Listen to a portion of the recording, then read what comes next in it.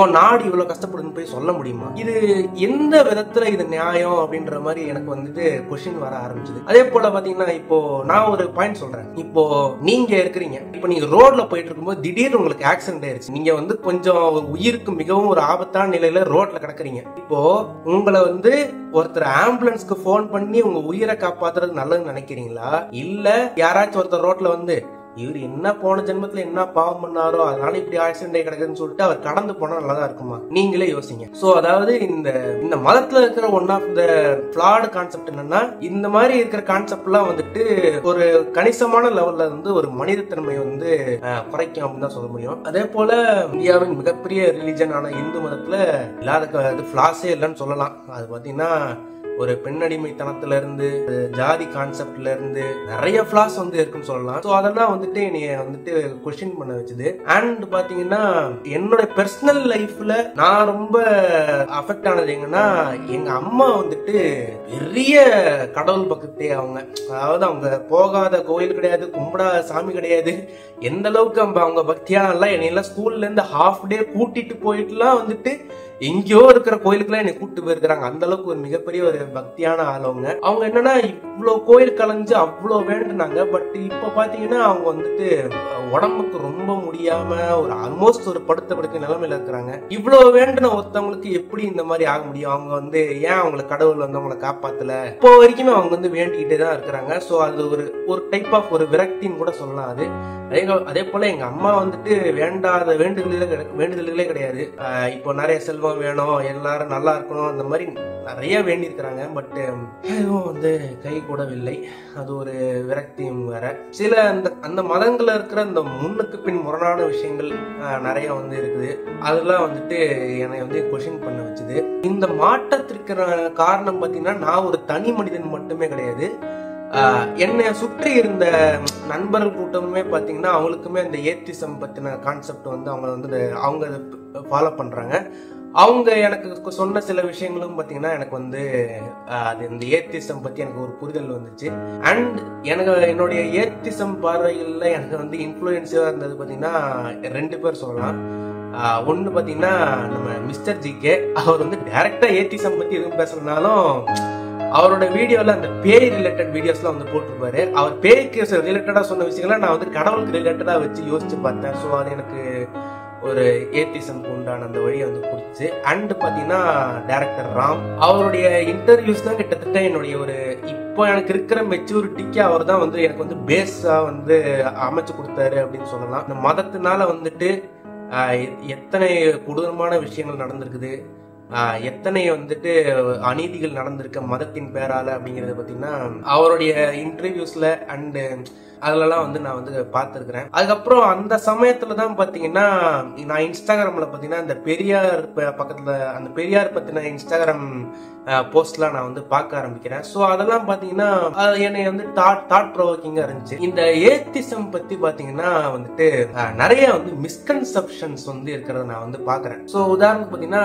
இந்த atheism follow பண்றவங்க பாத்தீங்கன்னா வாழ்க்கையில வந்து அவங்களுக்கு வந்து டிசிப்ளினே இருக்காது, ரொம்ப ஒரு கலகக்காரங்களா இருப்பாங்க, கோபக்காரங்களா இருப்பாங்க, ஒரு நார்சிஸ்டிக்கா இருப்பாங்க அப்படின்ற மாதிரிலாம் வந்து சொல்றாங்க. சோ முதல்ல இந்த டிசிப்ளினரி இதுக்கு நம்ம வந்து வருவோம். என்னைய கேட்டா வந்துட்டு இப்போ அவங்கள சொல்றதை வச்சு பார்த்தா டிசிப்ளின்றது ஒரு மதம் ரிலேட்டடான விஷயம் நினைக்கிறாங்களா? அது வந்துட்டு எனக்கு அது சரின்னு படல. ஏன்னா ஒரு தனி மனிதனோட டிசிப்ளின் அப்படின்றது அது வந்து 100% அவங்களோட சைக்காலஜி ரிலேட்டடானது. ஒரு டிசிப்ளின் வந்து எப்படி ஃபார்ம் ஆகுது அப்படின்னா அவங்கள சுத்தி இருக்கிறவங்க, அவங்க வளர்க்கப்பட்ட விதம், அவங்களுடைய பொருளாதார நிலை, அதே போல வந்துட்டு அவங்களுக்கு சொல்லித்தரப்பட்ட விஷயங்கள்ல அதுல இருந்து வந்து ஃபார்ம் ஆகிற ஒரு விஷயம் தான் வந்து டிசிப்ளின். இதுல வந்துன்னா மதம்ன்ற பேர்ல சில விஷயங்கள்லாம் வந்து டிசிப்ளின்லாம் சொல்லி தருவாங்க. பட் அது எனக்கு டிசிப்ளின் இதுல வராது. அதனால வந்துட்டு ஏத்திசம் வேலை ஃபாலோ பண்ணவும் டிசிப்ளின் இருக்காது அப்படின்னு சொல்றது வந்துட்டு முட்டாள்தனமானது. ஏன்னா வந்துட்டு இப்ப நான் ஏத்திஸ்டா தான் இருக்கேன். எனக்கு தெரிஞ்சு நான் யாரையும் வந்து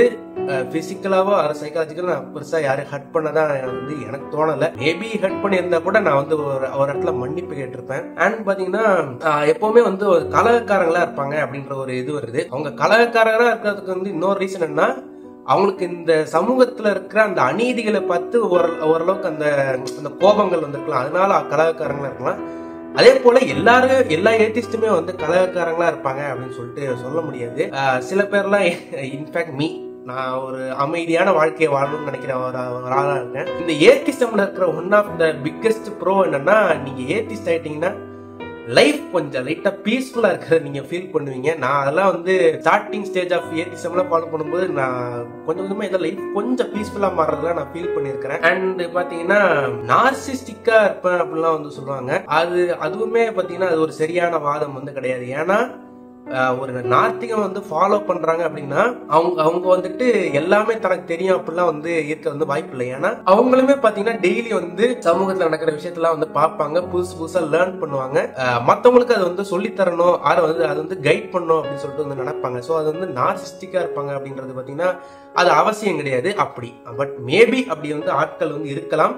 பட் எல்லாரையும் அப்படி பொத்தாம்பதுவா வந்து சொல்றது வந்து தவறு. அண்ட் பாத்தீங்கன்னா நான் ஏத்திஸ்டா இருந்து என்ன சாதிச்சேன் அப்படிங்கறது பாத்தீங்கன்னா சில பேர் கொஸ்டின் எழும்பலாம். சொல்லி இந்த ஒரு கேள்விதான், இதுக்கான பதில் தான் எனக்கு இந்த வீடியோ போடுறதுக்கு தூண்டுனதே. சோ நான் இப்ப முன்னாடியே சொன்னேன், எங்க அம்மா வந்துட்டு பயங்கரமா கடவுள் பக்தி கொண்ட ஆளா இருந்தாங்க அப்படின்னு சொல்லிட்டு. பட் இப்போ பாத்தீங்கன்னா she is almost bed ridden, ரொம்ப உடம்பு முடியாத ஒரு நிலையில இருக்கிறாங்க. போன வருஷம் அந்த சமயத்துல பாத்தீங்கன்னா அவங்க இந்த மாதிரி உடம்பு சரியில்லாத இருக்கிறதுனால அண்ட் ஃபேமிலிஸ்ல இருக்கிற நிறைய ப்ராப்ளம்னால என்ன ஆயிடுச்சுன்னா ரொம்ப ஒரு டிப்ரெசிவ் ஸ்டேட்ல வந்து இருந்தாங்க. அண்ட் பாத்தீங்கன்னா ரொம்ப ஒரு ஹோப்லெஸ்ஸான ஒரு லைஃப் வாழ்ந்துட்டு இருந்தாங்க. எந்த அளவுக்குன்னா தான் இன்னும் ஒரு 1 or 2 years தான் வந்து உயிரோட இருக்க போறேன் அப்படிங்கிற லெவலுக்கு ரொம்ப ஒரு ஹோப்லெஸ்ஸான ஒரு லைஃப் வந்து வாழ்ந்துட்டு இருந்தாங்க. அவங்க வந்து சில சமயம் அழுது வந்து நான் சீக்கிரம் சாப்பிட்றேன் அந்த மாதிரிலாம் ரொம்ப வந்து அழுவாங்க. பட் நான் என்னால் முடிஞ்ச அளவுக்கு ஆறுதல்களை நான் வந்து சொல்லிட்டு இருப்பேன். அப்போ வந்துட்டு ஒரு நாள் என்ன ஆகுது, போன ஜென்மத்துல என்ன பாவம் பண்ணேன்னு தெரியல, இந்த ஜென்மத்துல நான் ரொம்ப கஷ்டப்படுறேன், நான் இன்னும் 1 or 2 years தான் வந்து இருப்பேன், நீ வந்துட்டு அதுக்கப்புறம் நீயே ஒழுங்கா பாத்துக்கோ அப்படின்ற மாதிரி வந்து ரொம்ப எமோஷனலா வந்து பேசிட்டு இருந்தாங்க. அது கேட்கும் போது எனக்கு அது ரொம்ப ஒரு மாதிரி மனசு கஷ்டமா இருந்துச்சு. என்னடா அது அப்படின்ற மாதிரி இருக்கும்போது அப்போதான் வந்து அந்த ஏத்திசம் வேக்குள்ள நானும் கொஞ்சம் நல்லாவே வந்துட்டேன்னு வச்சுங்களேன். அப்ப நான் வந்து சொல்றேன், நீ சொல்ற மாதிரி இந்த பாவம் புண்ணிய கணக்கெல்லாம் வந்து ஒண்ணும் கிடையாதுமா, பேசிக்கலி அதெல்லாம் வந்து ஒரு ஹியூமனிட்டிய வந்துட்டு டிகிரேட் பண்ற ஒரு விஷயங்களா தான் அது வந்து இருக்கும், அதுவெல்லாம் வந்து உண்மை கிடையாது அப்படின்னு சொல்லிட்டு இந்த ஏத்திசம்ல இருக்கிற சில விஷயங்களை பத்தியும் அதே போல கடவுள் நம்பிக்கையில இருக்கிற சில விஷயங்களை பத்தி அவங்களுக்கு வந்து ரொம்ப ஸ்ட்ராங்கா வந்து எக்ஸ்பிளைன் பண்ணேன். And I made her a promise that நீ சாகிறதுக்கு முன்னாடி நான் டைரக்ட் பண்ற முதல் ஃபீச்சர் பிலிமை பார்த்துட்டு தான் நீ வந்து சாகணும் அப்படின்ற மாதிரி வந்து நான் ஒரு ப்ராமிஸ் வந்து சொன்னேன் அவங்ககிட்ட. அப்படி பேசி அதுக்கப்புறம் அவங்க வந்து மனசுக்குள்ள இருக்கிறதெல்லாம் வந்து என்கிட்ட பேசினாங்க. நான் அவங்ககிட்ட வந்து ஒரு ரொம்ப நேரம் வந்து நான் என் ஒர்க்ல ஸ்டாப் பண்ணிட்டு அவங்ககிட்ட கொஞ்ச நேரம் பேசினேன். பேசிட்டு அதாவது அந்த ஹோப்லெஸ்னஸா இருக்கிறது வந்து எனக்கு அன்னைக்கு தான் தெரிய வந்துச்சு. பட் வந்து அவங்க கிட்டத்தட்ட ஃபார் லாங் டேர்ம் பாத்தீங்கன்னா அவங்க வந்து லைஃப்ல ஒரு ஹோப்லெஸ்ஸா இருந்திருக்காங்க. பேசிட்டு அன்னைக்கு நைட்டு சாப்பிடும்போது எங்க அம்மா என்கிட்ட சொன்ன விஷயம் என்னன்னா, நீ சொன்ன விஷயம்லாம் நான் வந்து யோசிச்சு பார்த்தேன்டா, ஒருவேளை நீ சொன்ன மாதிரி இந்த பாவம் புண்ணிய கணக்குலாம் வந்து ஒருவேளை உண்மையா இருக்க வாய்ப்பு இல்லை, உண்மையா இருக்க இல்லைன்னு தோணுது எனக்கு வந்துட்டு இப்போ எனக்கு வாழ்க்கை மேல ஒரு சின்னதா நம்பிக்கை வந்திருக்கு, நான் கூட இன்னும் கொஞ்ச காலத்துக்கு வந்து இருப்பேன் அப்படின்ற மாதிரி சொன்னாங்க. அதாவது at the end of the day my atheism way of life brought her some ray of hope into her life அப்படிங்கிறது தான் நான் பர்சனலா சாதிச்ச ஒரு விஷயம். ஒரு மனுஷனோட வாழ்க்கையில வந்துட்டு ஒரு ஹோப்பை வந்து ஒருத்தவங்க தர்றது வந்து ஒரு காட் ஃபிகர் மாதிரி தானே அது. ஏன்னா இப்போ வந்து லைஃப்ல நம்ம வாழ்றதுக்கு ஒரு மிகப்பெரிய ஒரு விஷயம், ஒரு ரீசனே வந்துட்டு ஒரு ஹோப் தானே. எல்லாம் வந்து நல்லதுதான் நடக்கும், நம்ம நமக்கு இது வந்து நடக்கும், நான் வந்து ஒரு நாள் வந்து வீடு கட்டிடுவேன், நான் ஒரு நாள் கார் வாங்குவேன் அப்படின்ற அந்த ட்ரீமுக்கு பின்னாடி இருக்கிற ஒரு ஹோப் தானே. அதுவே ஒருத்தவங்களுக்கு இல்லாத போது வந்து அது ஒரு மீனிங்லெஸ் லைஃப் தான் வந்து வாழ்ற மாதிரி வந்து இருந்திருக்கும். பட் நம்ம ஒரு மனுஷனுக்கு ஒரு ஹோப் தரும்போது அவங்களோட லைஃபும் பாத்தீங்கன்னாக்கா அதுக்கு லைட்டா கொஞ்சம் மீனிங்கும் ஒரு சின்ன ஒரு அடுத்த ஸ்டெப் வந்து நகர்றதுக்கான ஒரு கான்பிடன்ஸும் வந்து தருது இல்லையா. சோ நான் அதுதான் வந்துட்டு சாதிச்சா வந்து நினைக்கிறேன். இந்த ஏத்திசம்குள்ளர வந்த பிறகு என் லைஃப் எப்படி மாறுச்சு அப்படிங்கறத கேட்டீங்கன்னா, நான் முன்ன சொன்ன மாதிரி பாத்தீங்கன்னா இந்த ஒரு கடவுளை நம்புற அந்த காலகட்டத்திலாம் பாத்தீங்கன்னா ஒரு மாதிரி சின்ன சின்ன விஷயத்துக்குலாம் வந்து தேவையில்லாம வந்து கில்ட் ஆகிட்டு இருப்பேன். ஐயோ நம்ம அப்படி சின்னதா பண்ணிட்டோமே, நம்மளுக்கு கடவுள் இப்படி பனிஷ் பண்ணுவாரோ, இப்படி சின்னதா பண்ணிட்டோமே கடவுள் எப்படி பனிஷ் பண்ணுவாரோன்னு சொல்லிட்டு தேவையில்லாத ஸ்ட்ரெஸ் தான் வந்து கிரியேட் ஆயிட்டு இருக்கு. பட் அதெல்லாம் பாத்தீங்கன்னா at the end of the day it doesn't even matter. And பாத்தீங்கன்னா அப்படியே கடவுள் ஒருத்தர் இருந்தாலும் துருவுண்டு தப்புக்கு தான் அவருக்கு வந்து பனிஷ்மெண்ட் கொடுப்பாரு அப்படிங்கிறது பாத்தீங்கன்னா it sounds like foolishness to me. And பாத்தீங்கன்னா இந்த ஏத்திசம் அப்படின்ற ஒரு கான்செப்ட்ல வந்த பிறகு பாத்தீங்கன்னா எல்லாத்தையும் ஒரு பிராடர் பெர்ஸ்பெக்டிவ்ல பாக்குறதுக்கு பாத்தீங்கன்னா ஒரு மைண்ட் வந்து ட்ரெயின் ஆயிருச்சு. எனக்கு வந்து எந்த ஒரு விஷயமா இருந்தாலும் அது வந்துட்டு ஒரு ஃபார்வர்ட் தாட்டோட இது என்லைட்டன் மீ சம்திங் நியூ அப்படின்றத நான் வந்து சொல்லுவேன். அதே போல வந்து கடவுள் நம்பிக்கையை விடுறது வந்து அந்த அளவுக்கு கஷ்டமான காரியமும் கிடையாது. இன்ஃபேக்ட் அது பாத்தீங்கன்னா கடவுள் நம்பிக்கைன்றது பாத்தீங்கன்னா இட்ஸ் லைக் என்ன சொல்றது, ஒரு விளிம்புல இருக்கிற ஒரு மனுஷனுக்கு ஏதோ பிடிச்சிக்கிறதுக்கு ஒரு விஷயம் தான். அது வந்துட்டு சில பேருக்கு வந்து பிடிச்சே ஆகணும் அப்படின்ற ஒரு கட்டாயத்துல இருப்பாங்க. சில பேருக்கு வந்து கட்டாயமே இல்லைனாலும் சும்மா பிடிச்சிட்டு இருப்பாங்க. சில பேர் அவங்களுக்கு தானே போதும் அப்படிங்கிற மாதிரி வந்துட்டு அவங்களே வந்து கெட்டிமா வந்து பாதுகாத்துக்குவாங்க. சோ நான் அந்த தேர்ட் கேட்டகரியில தான் வந்து இருக்கிறேன். அதுக்காக வந்து கடவுள் நம்பிக்கை உள்ளவர்கள்லாம் வந்துட்டு முட்டாள்கள் அப்படிலாம் எதுவுமே வந்து கிடையாது. அப்படி அதாவது ஒவ்வொருத்தருக்கும் ஒவ்வொரு விதமான ஒரு நம்பிக்கை வந்து இருக்கும். ஒண்ணு அவங்க வேலை மேல ஒரு நம்பிக்கை வச்சிருப்பாங்க, ஆறு வந்துட்டு கடவுள் மேல நம்பிக்கை வச்சிருப்பாங்க, ஆறு இல்லைனாக்கா ஒரு நேரத்து மேல நம்பிக்கை வச்சிருப்பாங்க, ஆறு இல்லைன்னா தன்னைத்தானே நம்புவாங்க. இந்த தன்னைத்தானே நம்புறது வந்து இந்த ஏத்திசம் கேட்டகரிக்குள்ள வரும். அண்ட் பாத்தீங்கன்னா ஒரு சென்ஸ் ஆஃப் ஒரு பிலீஃப் வந்து ஒரு மனுஷனுக்கு வந்து கண்டிப்பா வந்து இருக்கும். அது சில பேருக்கு வந்து கடவுளா இருக்கும். பட் அந்த பிலீஃப்ல நம்ம வந்து ஒரு முக்கியமா ஒரு விஷயம் வந்து நோட் பண்ண என்னன்னா, நம்ம பிலீஃப் வேற யாரையும் வந்து ஹர்ட் பண்ணக்கூடாது. இப்ப நான் ஏத்திஸ்டா இருக்கேன், பட் என்ன பாத்தீங்கன்னா நான் யாரையும் வந்துட்டு அந்த கடவுள் நம்பிக்கை ரீதியா வந்து நான் யாரையும் வந்துட்டு ஹர்ட் பண்ணது கிடையாது.